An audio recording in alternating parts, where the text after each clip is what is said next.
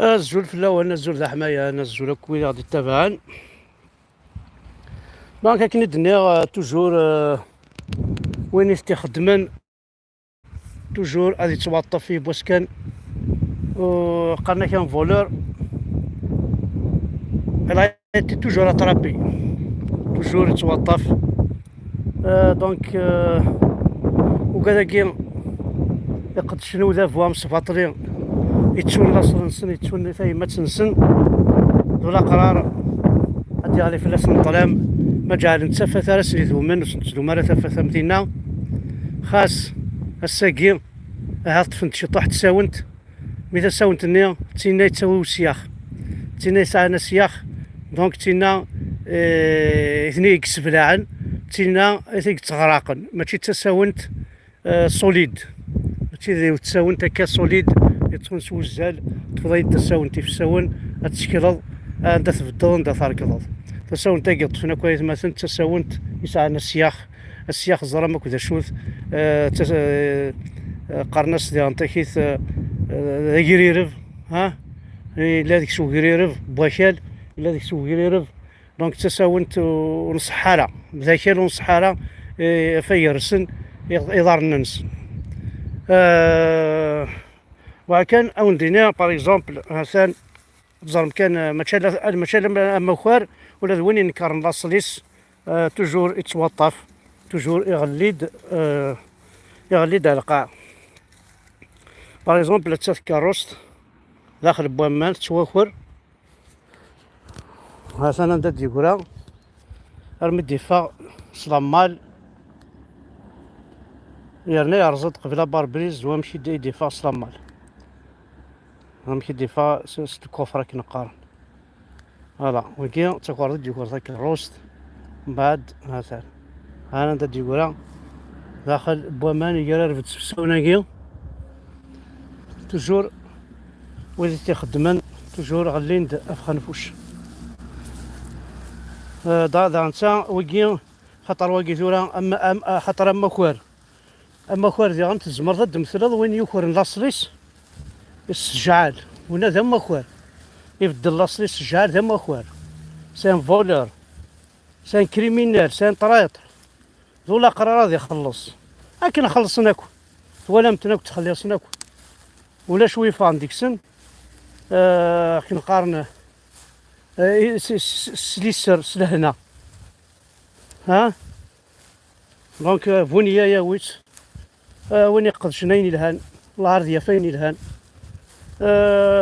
وين ومي قل نتولى انو يزرارا اقرا ثورا طاس ديك السكوين طاسيك خدمني اللايف السكوين طاس بودي كتبنتي كتابين سكويند اطاس بوني قدشن باش يغادي ياكل العبد ازد لينا لن يرنا غراتويتمون اي غير باسكو نكون دينا وسمح لي ستاري لي جورناليست سون فورماتي لي جورناليست فابريكين تني داك نيسني يعجب راه دينين اكنيسني يعجب راه الحنا ما شفت تخلصنا راه ماشي من يخدمني اللايف il fait le métier de journaliste. Je connais des journalistes qui font ce métier-là, qui font des lives. C'est vraiment chapeau, des lives. Des lives gratuitement, تعاون مدن. Donc, les journalistes. Parmi eux, par exemple, Nate Judy, parmi eux, ما يسمح نويذ تسوق باسكو جو كوني بوكو دو جورناليست وخدمنا راه كثوره دي لي جورنو ياكي انجيري ما خدمني ما نسن كان كاكي اسنينا برافو خدمين الهان شابو بغا غادر نوعي الحاجه النظام الى قد صار بلي لا كل الجزائر شوفوا دالا اين ندير دي شوفوا رايني لها لا كل كي الجزائر زرمت كم شيء مثلا شوف غد باغ اكزومبل وكذاكي هاد الضربه فيه ماس اتديفوندي ديال ماس انا كي دير كيم هذا انا شو دي شوفها لا كل الجزائر. هاد هضر تديفوندي يماس، تديفوندي تمسلايتيس لا معنى. il trouve الحاجة بلي هاي تخدم ذاك ديريس. حاشا إني يزدنا كان نتا لكن تدي ربي لكل الجزائر بلادنا عربية إسلامية راك نتا ذا قبيل نافد ونعاود ثيد ديجا ندايت مثلا ولا شوي زمرنا ديالي ولا شوي زمرنا ديالي. الو وي ازول في اللايك سمح لي قليون لايف هنا. اوكي اقلي يوتيوب باش انا فوالا دونك كاين الدنيا.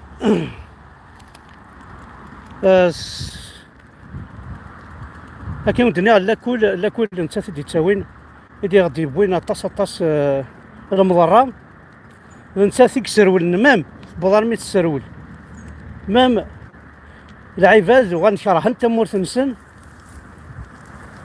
اشارني هني دي سكرن اشارني هي تشان اشارني هي لعفن وغنشرح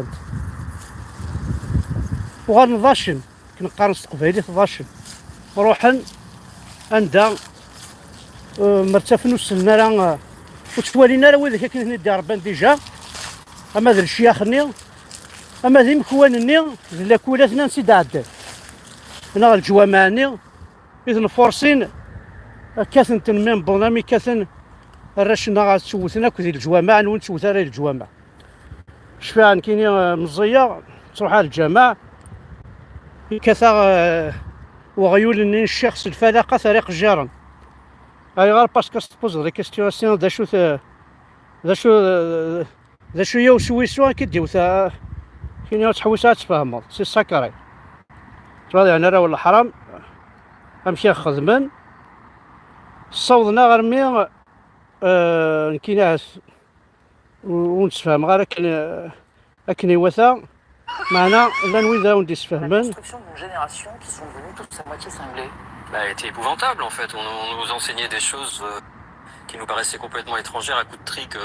Tous à moi école publique algérienne dans laquelle vous avez fait vos premiers pas dans les années 70 et qu'est-ce qu'elle a eu de systémique dans la construction d'une génération qui sont devenus tous à moitié cinglés? Elle était épouvantable en fait, on nous enseignait des choses qui nous paraissaient complètement étrangères à coups de trick. En fait on nous tapait dessus tous les jours, c'était des châtiments corporels. On apprenait des sourates par exemple du Coran sans jamais les comprendre. On était censé parler un arabe parfait alors qu'on venait de familles très différentes où certains parlaient français, d'autres parlaient kabyle ou d'autres parlaient... Qu'est-ce qu'elle avait d'épouvantable, cette école publique algérienne dans laquelle vous avez fait vos premiers pas dans les années 70 et qu'est-ce qu'elle a eu de systémique dans la construction d'une génération qui sont devenus tous à moitié cinglés? Elle était épouvantable en fait, on nous enseignait des choses qui nous paraissaient complètement étrangères à coups de trick. En fait on tapait dessus tous les jours, c'était des châtiments corporels. On apprenait des sourates par exemple du Coran sans jamais les comprendre. On était censé parler un arabe parfait alors qu'on venait de familles très différentes où certains parlaient français, d'autres parlaient kabyle ou d'autres parlaient un arabe algérien qui n'avait rien à voir avec ce qui était enseigné. Et effectivement c'était une école assez perturbante. Vous évoquez le cercle arabo-coranique vicieux. Oui, parce qu'il fallait apprendre l'arabe en partant du Coran et il fallait comprendre le Coran et on ne pouvait pas comprendre le Coran. De toute façon, dès qu'on posait une question, je me souviens, j'ai posé une question, mais non, vous ne pouvez pas poser de question. Le Coran, c'est comme ça, c'est la parole de Dieu, c'est tout à fait compréhensible. Bon, bah voilà. Mais c'était pourtant des écoles de la République algérienne, ah oui, bien plutôt sûr, nationaliste. Mais oui, c'était quand même très C'était un enseignement qui était basé sur la religion au départ. Effectivement, en classe, c'était comme ça que ça se passait. Vous critiquez dans votre livre et la nation, le nationalisme et la religion, et vous dites que finalement les jeunes Algériens ne peuvent pas ne pas être soit islamistes, soit nationalistes, soit militaires. Oui, oui. Il n'y a pas de place pour ce... Et ça s'est vérifié dans les années 90 quand il y a eu la guerre civile, effectivement. Il fallait choisir son camp, on était soit islamiste, nationaliste, soit pro-gouvernemental et pro-militaire. Mais la vérité, c'est que moi, cette conscience que la nation nous l'avait inculquée comme ça, ou que la religion nous l'avait inculquée, est venue bien plus tard, en fait. Hein.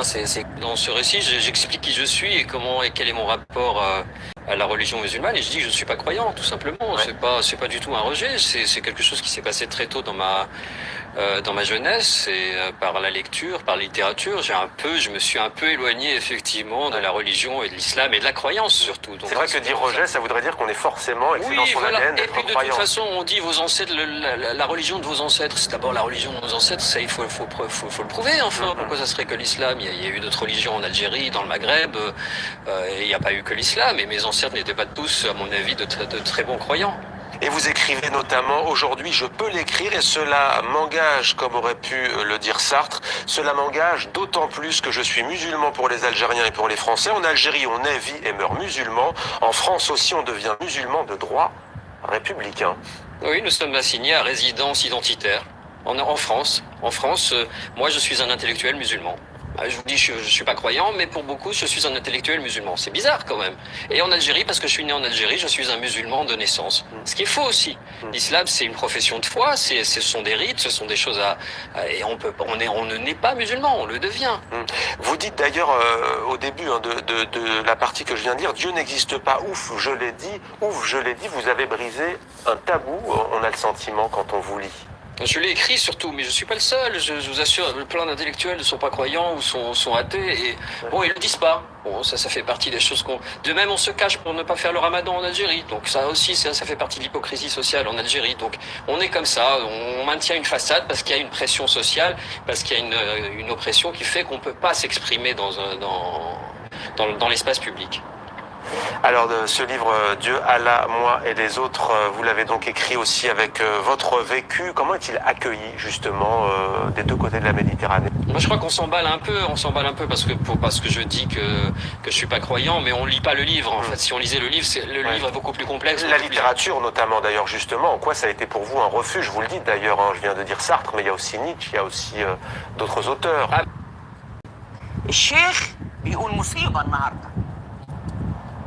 واسمع إلى هذه العجيبة التي ذكرها الشعران وبها أختم. واحد من المريدين مراته حبلى اشتهت مامونية.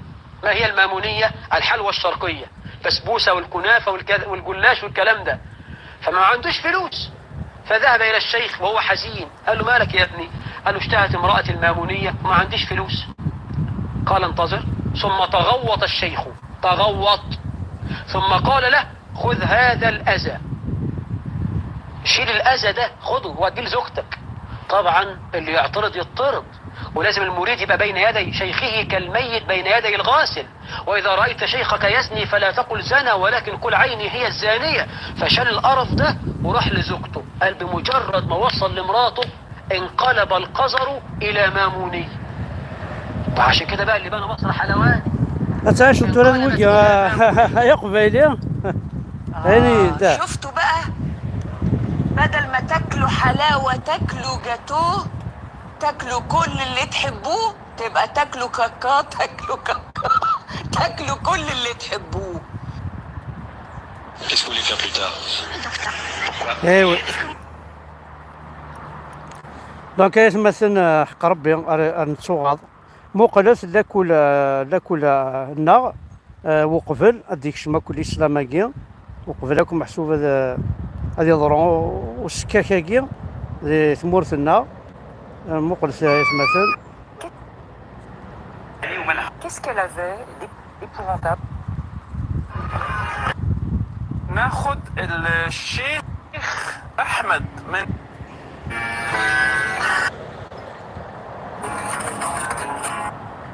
كذا والدرس معليش دونك مثلا وي كان فغادا تسمجتير باللي لاكول يسخربا كملنا الجوامع ايزون اتاكي نو فاموسي اتاكي تيلاوينا وخدمت على ذهين هاد خدمت كان عندك ني عرفنا فريد يولف تيزرا هذا شو خدمت الوغ كو تصل الخدمات قلان يفرع تسواليض اما ذي الخلا اما في التجرة اما تخدم الشامبيط تخدم ذاين ثم كيسقارن ماتر ناجور تخدم زغاران كاينين يا بوكو دو ميتيي ندا ديركاز كان اكسبري يخدمنا كاكي لي اسلاميست كي زون ريوسي كومام دونك تمطوط بواز داخام راح تكشم السخاميه او تما خاطر وساري ركازنا ديفوندين في اللام نسعى كان يركازنا كيما حقر فوالا ثاني ميرت نوان احد حنو في اللون كو كذا يغدي تسمح سيسن ثاني ميرت